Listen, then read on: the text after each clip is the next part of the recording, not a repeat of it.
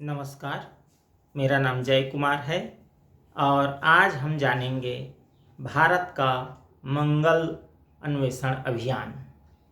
इससे पहले हमने भारत का चंद्र अन्वेषण अभियान देखा था जो काफ़ी प्रचलित हुआ। तो आइए जानते हैं मंगल अन्वेषण अभियान।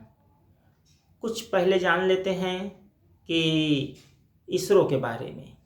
1962 में अंतरिक्ष मिशन हेतु इन्कोस्पार संस्था की स्थापना कर डॉक्टर विक्रम साराभाई की संकल्पना को मूर्त रूप दिया गया और 1969 में इसरो का गठन किया गया। इसरो ने इन्कोस्पार को अपने में समाहित कर लिया। फिर 1971 में श्रीहरिकोटा अंतरिक्ष स्टेशन आरंभ हुआ।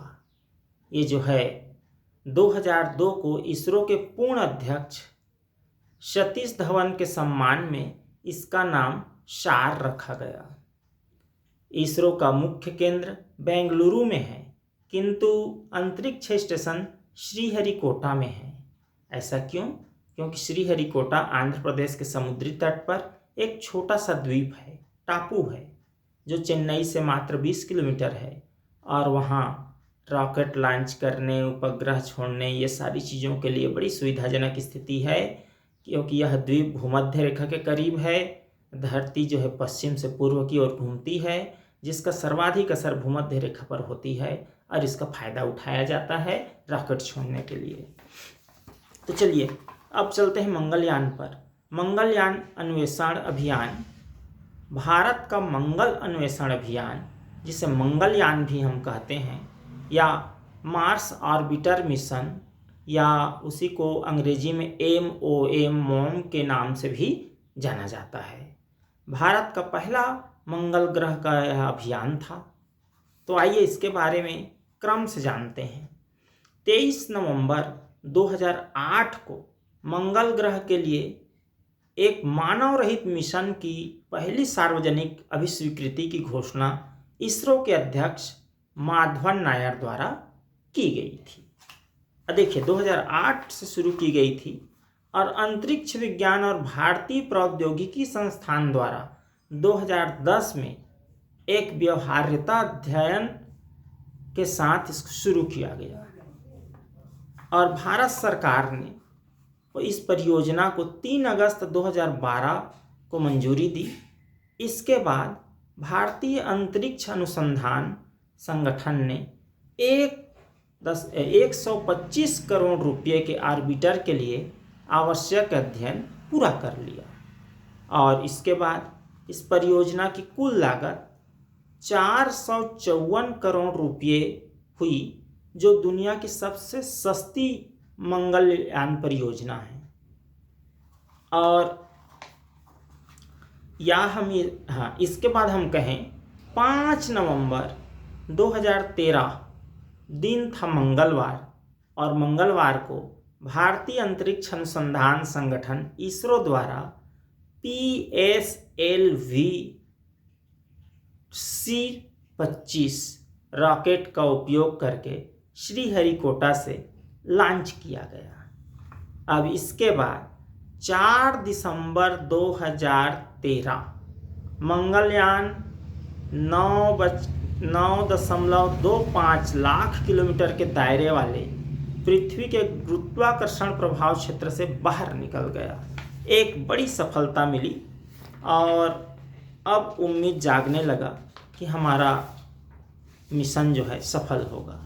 तो 11 दिसंबर 2013 पहली दिशा संशोधन प्रक्रिया संपन्न हुई। एक और बड़ी सफलता मिली और 11 जून 2014 दूसरी दिशा संशोधन प्रक्रिया भी संपन्न हो गया। 14 सितंबर 2014 अंतिम चरण के लिए आवश्यक कमांड्स अपलोड की गई और 22 सितंबर 2014 MOM ने, यानी उस हमारे यान ने, मंगल के गुरुत्वीय क्षेत्र में प्रवेश किया। लगभग 300 दिन की संपूर्ण यात्रा यहाँ संपन्न होती है और 24 सितंबर 2014 को सुबह 7:17 पर मंगल ग्रह की कक्षा में प्रवेश किया। यह कार्य राधा कृष्णन जी की अगुवाई में हुआ। कार्य संपन्न होते ही सभी वैज्ञानिक खुशी से झूम उठे, बड़े प्रसन्न हुए। इस क्षण का सीधा प्रसारण दूरदर्शन द्वारा किया गया तथा भारत के इस गौरवमयी क्षण को देखने के लिए भारत के यशस्वी प्रधानमंत्री श्री नरेंद्र मोदी स्वयं वहां उपस्थित रहे।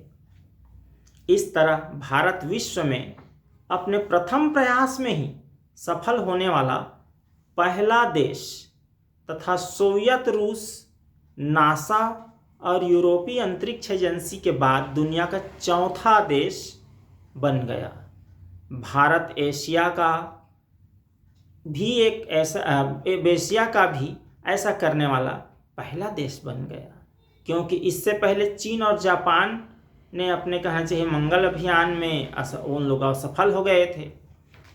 मंगल ग्रह पर पहुंचने वाला प्रथम देश संयुक्त राज्य अमेरिका है। 1976 में अमेरिका ने वाइकिंग 1 और वाइकिंग 2 नामक 2 अंतरिक्ष यान सफलतापूर्वक मंगल ग्रह पर उतारे थे। हालांकि सोवियत संघ ने भी 1971 में मंगल ग्रह पर यान उतारने का प्रयास किया था, लेकिन अंतिम में वो असफल हो गया था। पृथ्वी से मंगल की दूरी वर्तमान में 31,88,92,984 किलोमीटर है। प्रकाश को मंगल ग्रह से हम तक पहुंचने में 17 मिनट 43.7 सेकंड लगते हैं। इतने प्रकाश से हम 1 सेकंड में प्रकाश 3 लाख किलोमीटर गति तय करता है। अब इतने समय हमको लगेंगे। दूरी समझिए, और उतनी दूरी तक यान भेज देना भारतीय वैज्ञानिकों के लिए बड़ी चुनौती थी, जिसको उन्होंने सफलतापूर्वक कर दिखाया। और इस यान को 7-8 महीने के लिए तैयार किया गया था, लेकिन भारतीय वैज्ञानिकों की विश्वसनीयता देखिए कि अप्रैल 2022 तक ये चला, और अप्रैल 2022 को इस मिशन का अंत हुआ। जितना सोचा था उससे कई गुना, 10-20 गुना ज़्यादा चला। अब आप देखते हैं प्रमुख उपकरण उसमें कौन कौन से लगे थे जो भेजे गए थे। तो मंगलयान के साथ 5 प्रयोगात्मक उपकरण भेजे गए थे, जिनका कुल भार 15 किलोग्राम था, और उसमें एक था मीथेन सेंसर। यह मंगल के वातावरण में मीथेन गैस की मात्रा को मापेगा और इसके स्रोतों को मानचित्र बनाएगा करके भेजे थे कि वहाँ मंगल ग्रह में मीथेन गैस है कि नहीं है, यदि है तो कितना है। थर्मल, दूसरा देखें तो थर्मल इंफ्रारेड स्पेक्ट्रोमीटर, यह मंगल ग्रह की सतह का तापमान तथा उत्सर्जकता की माप करेगा, उसको नापेगा, जिससे मंगल की सतह पर संरचना और खनिज का मानचित्रण करने में सफलता मिलेगी कि वहाँ क्या क्या मिनरल्स है, खनिज हैं, और उसका कहना चाहिए किस तरह का उपयोग किया जा सकता है उस सब के लिए। अगला देखें एक और उपकरण, महत्वपूर्ण उपकरण, मार्स कलर कैमरा। यह दृश्य स्पेक्ट्रम में चित्र खींचेगा, जिससे अन्य उपकरणों के काम करने के लिए संदर्भ प्राप्त होगा, उसको बेस मिलेगा। और एक और उपकरण था लमेन अल्फा फोटोमीटर। यह ऊपरी वातावरण में ड्यूटीरियम तथा हाइड्रोजन की मात्रा को मापेगा कि कितना कितना है। और इसके बाद एक और महत्वपूर्ण उपकरण में मंगल एक्सोस्पेफिरिक न्यूट्रल संरचना विश्लेषक। यह एक चतुष्ध्रुवी द्रव्यमान विश्लेषक है जो बहिर्मंडल, बाहरी वातावरण में अनावेशित कण संरचना, कि क्या क्या कण हैं, हवा में कैसा है, इसमें कैसा है, ये सब का विश्लेषण करने में सक्षम है। अब इन सब उपकरणों के बाद हम देखें कि मिशन के मुख्य वैज्ञानिक उद्देश्य क्या थे। तो 3 मुख्य वैज्ञानिक उद्देश्य थे। मंगल ग्रह की सतह की आकृति, स्थलाकृति और खनिज का अध्ययन करके इसकी विशेषताओं का पता लगाना। दूसरा, सुदूर संवेदन तकनीक का उपयोग कर मंगल ग्रह का माहौल के घटक सहित मीथेन और कार्बन डाइऑक्साइड और ऑक्सीजन इत्यादि का अध्ययन करना। और इसमें अध्ययन में पता चला कि कार्बन डाइऑक्साइड की मात्रा जो है पृथ्वी की अपेक्षा देखें तो मंगल ग्रह में अधिक है और ऑक्सीजन की मात्रा कम है। तो इस हिसाब से वैज्ञानिकों ने पता किया और लगाया और माना कि वहाँ जीवन संभव तो है लेकिन बड़ा मुश्किल है। एक तो ठंडा है और दूसरा ऑक्सीजन की मात्रा कम है। चलिए आगे बढ़ते हैं। मंगल ग्रह के ऊपरी वायुमंडल पर सौर हवा विकिरण और बाह्य अंतरिक्ष की गतिशीलता का अध्ययन करना, ये वैज्ञानिक उद्देश्य थे। बहुत सारे उद्देश्यों की पूर्ति हुई, कुछ उद्देश्यों की पूर्ति नहीं हुई और आगे इस पर फिर वैज्ञानिकों द्वारा कुछ भेजा जाएगा कुछ अध्ययन के लिए, तो आगे का फिर देखा जाएगा।